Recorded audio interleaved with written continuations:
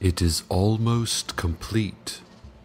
It is almost complete at last. Welcome to Night Vale.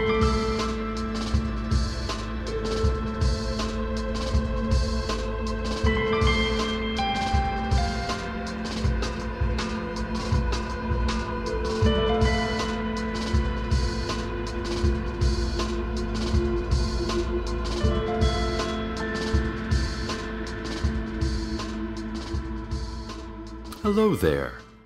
As you well know, faithful listeners, it is Night Vale History Week, in which we all learn a bit about what made our bustling little town what it is. Or, as the official motto released by the city council goes, poke about in the black recesses of the past until it devours our fragile present. In the interest of civic participation, Night Vale Community Radio will be pitching in with short lessons about some points of interest from our town's history, starting with 4000 BC. Archaeologists believe this is the earliest date of human settlement in Night Vale. Little remains of these ancient inhabitants, except a few cave paintings of their towns and their hunting practices, and of the dark shapes that would watch them in the distance.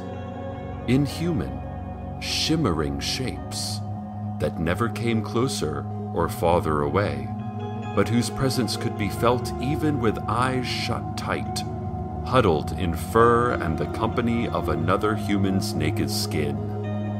Or, so I'm extrapolating from the evidence.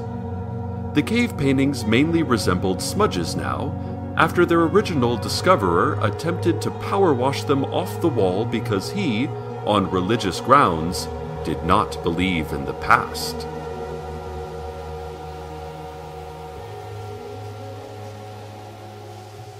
And now, the news.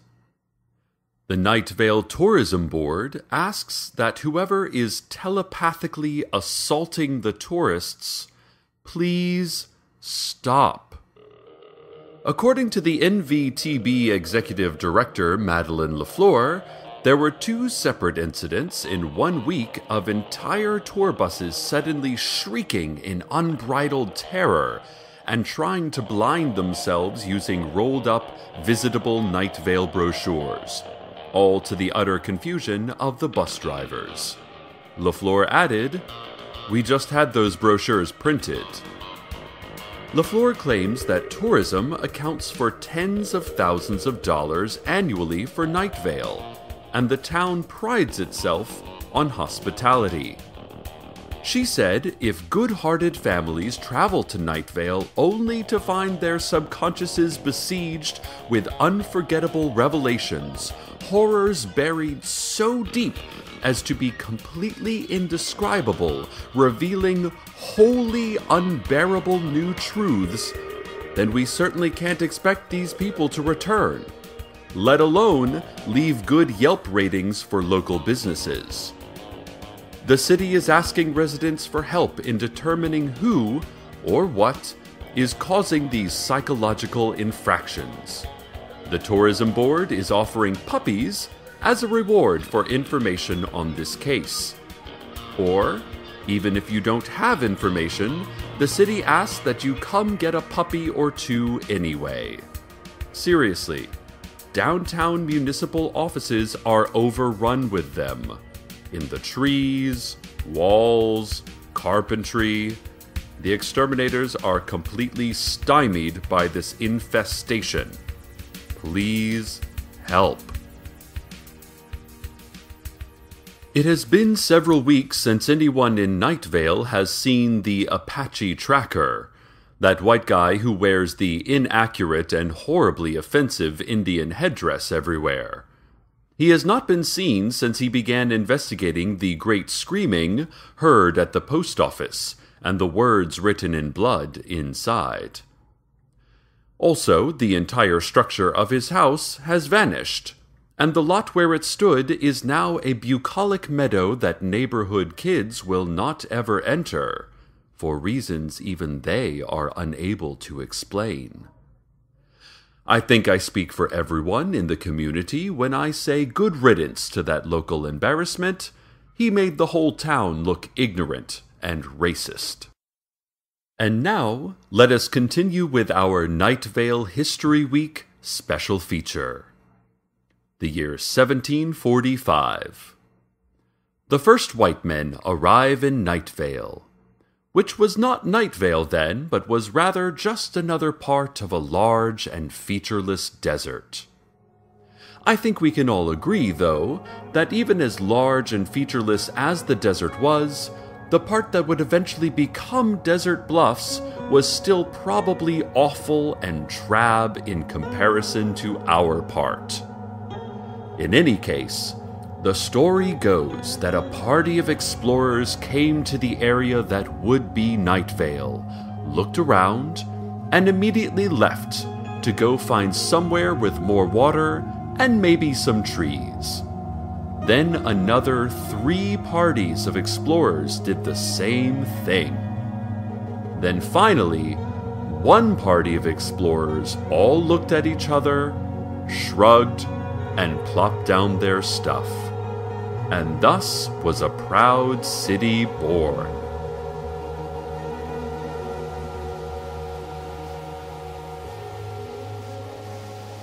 And now, traffic.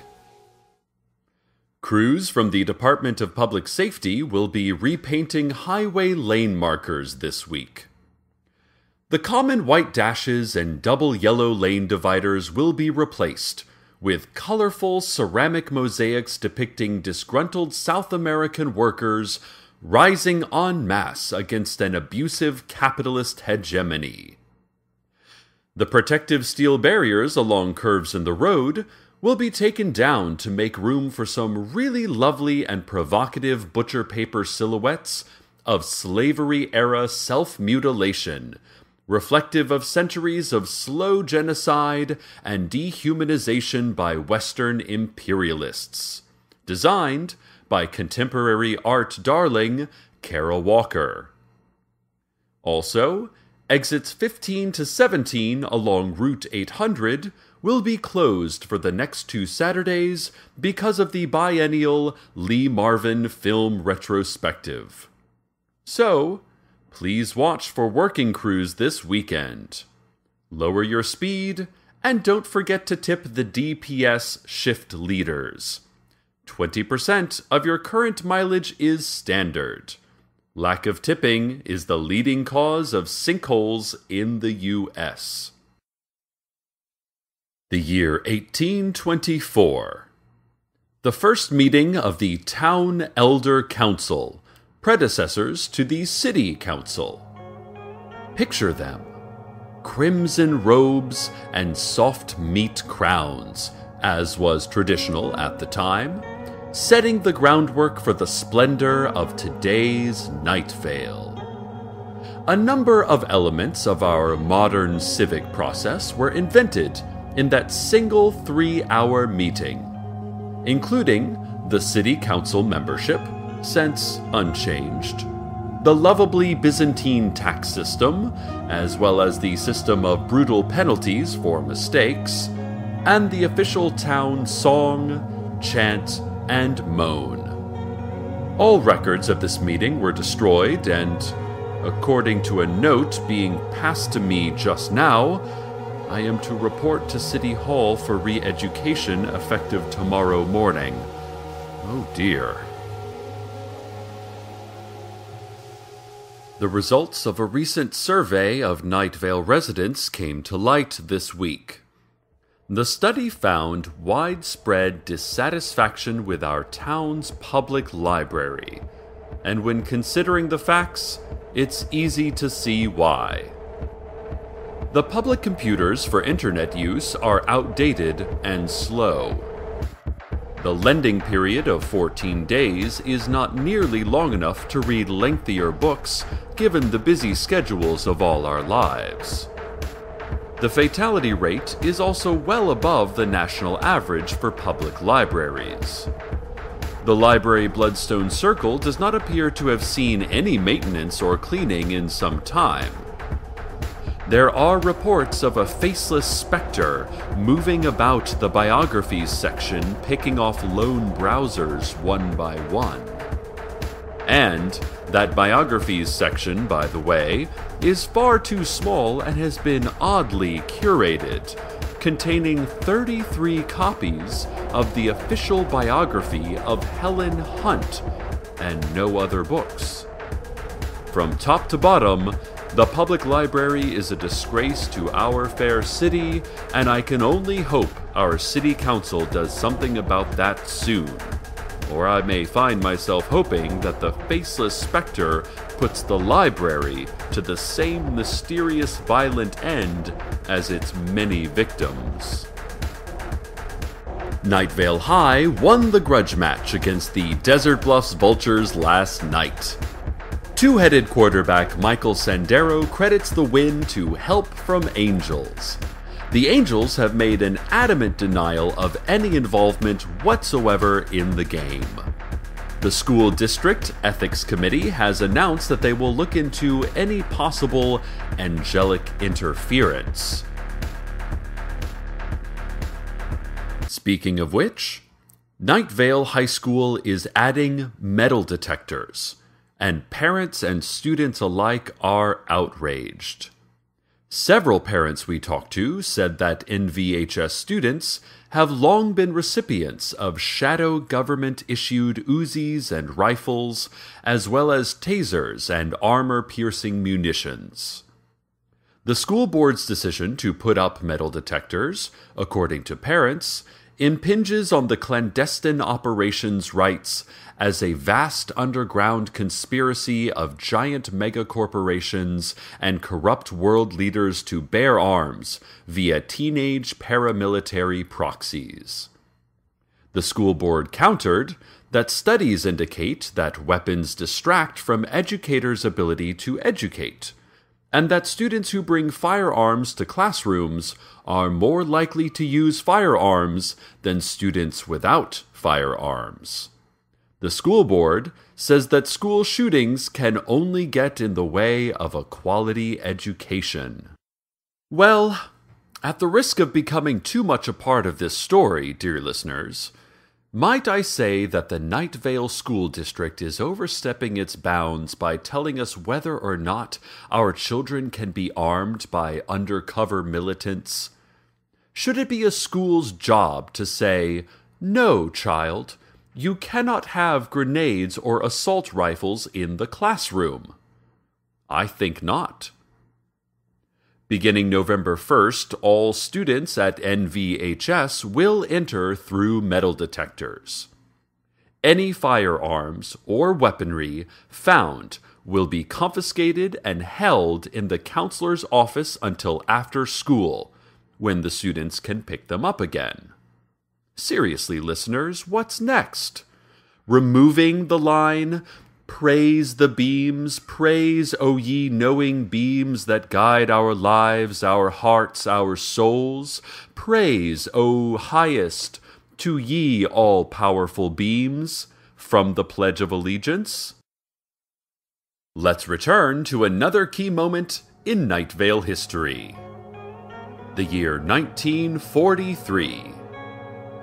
As part of the war effort, Night Vale citizens dedicated themselves to chanting. The young, the old, men and women alike gathered around their bloodstones and chanted for the victory of the United States. While some credit must be given to the strategic planning of U.S. Command and to the brave fighting of American soldiers, most reputable scholars believe that Night Vale's chanting was the deciding factor in America's eventual victory over the Axis powers. The city council erected a 7-story monument in Grove Park saying so in large neon letters, until a federal lawsuit forced them to take it down. And now, a word from our sponsors. That word is carp. This next installment in our exploration of Night Vale's storied past takes place in the future. The year 2052. The scion of the Dark Order will descend, realize he mistimed the prophecy, and reascend. The seventh siege of the great Night Vale Temple will rage on. The plague of buzzing boils will kill thousands and annoy thousands more with its buzzing. The city council will reveal its true form and eat half of Night Vale's population. Approval ratings for the mayor will hover in the low 40s, which will be surprising as there will have been no mayor for over 30 years. And now, the weather.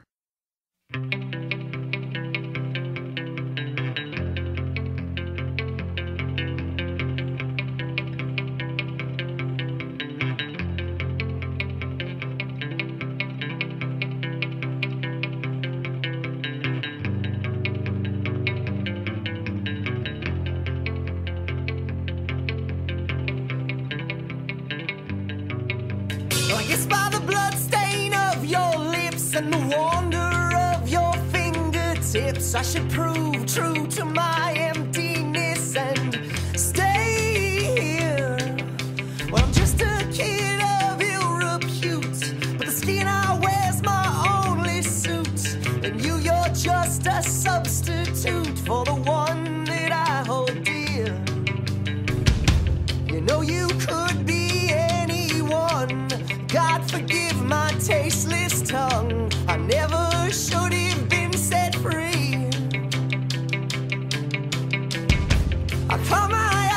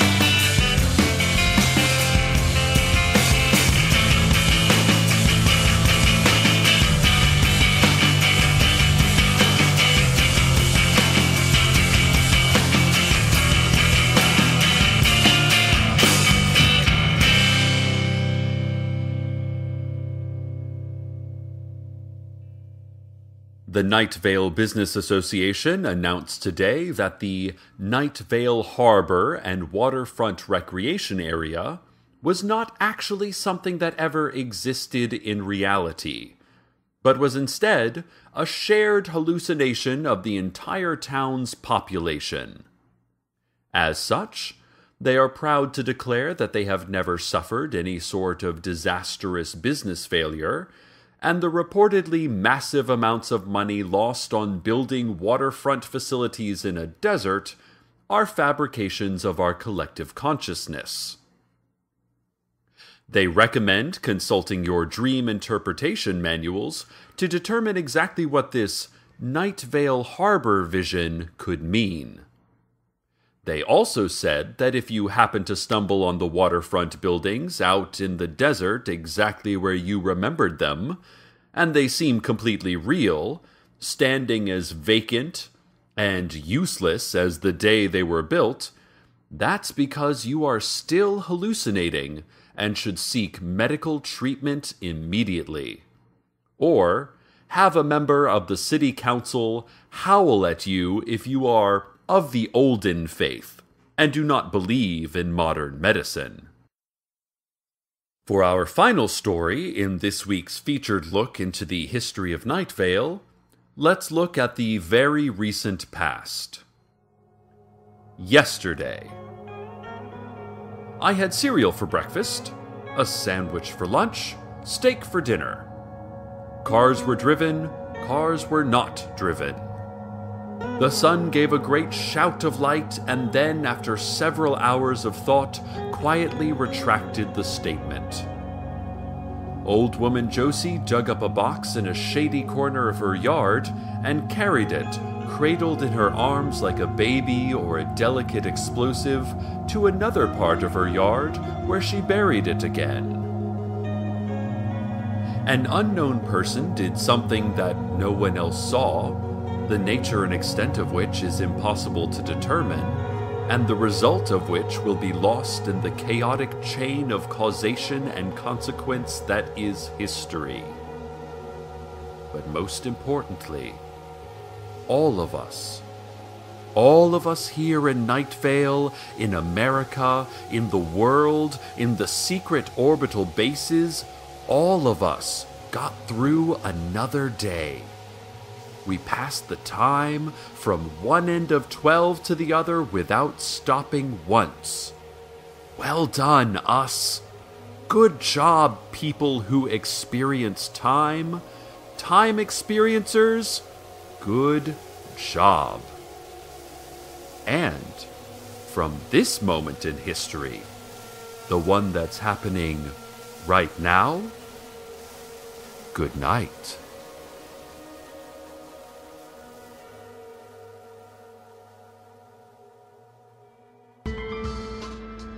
Welcome to Night Vale is a production of Commonplace Books. It is written by Joseph Fink and Jeffrey Craner, and produced by Joseph Fink. The voice of Night Vale is Cecil Baldwin. Original music by Disparition. All of it can be downloaded for free at disparition.info. This episode's weather was Despite What You've Been Told by the Two Gallants. Find out more at twogallants.com. Want to have your music featured in the weather section? Want to contribute your talents to the show? Just want to say hi? Email us at nightvale@commonplacebooks.com. Check out commonplacebooks.com for more information on this show, as well as our books on the unused story ideas of H.P. Lovecraft and what it means to be a grown-up. Today's proverb: it must be 3:23 p.m. somewhere. Maybe space?